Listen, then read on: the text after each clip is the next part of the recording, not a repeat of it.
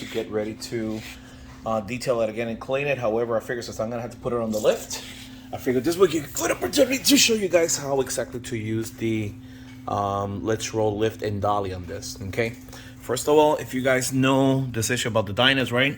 The bottom of the frame of the motorcycle has this big lip in here, which is designed to basically protect the, I don't know if you guys can see it from there,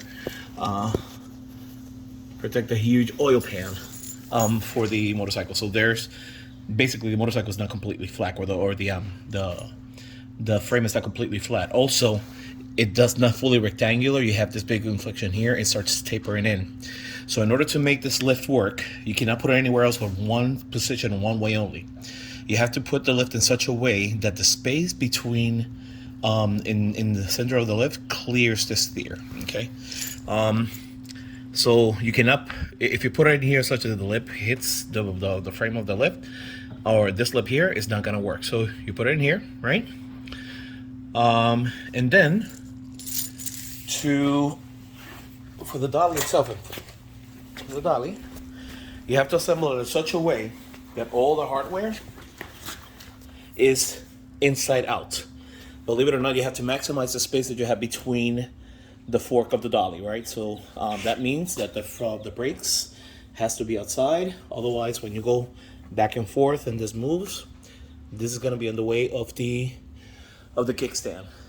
The other thing is that the kickstand is gonna be inside of the is not gonna be outside of the dolly. It's gonna be inside. So first thing to do is gonna get the lift going. Okay. First thing we're going to do is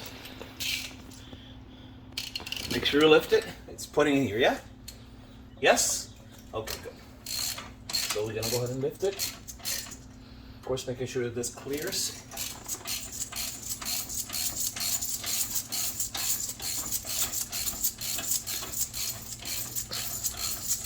There we go. Let's go.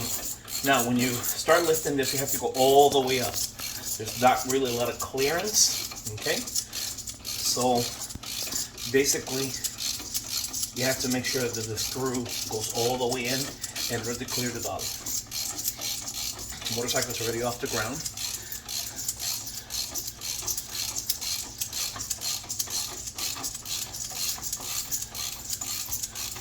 Okay.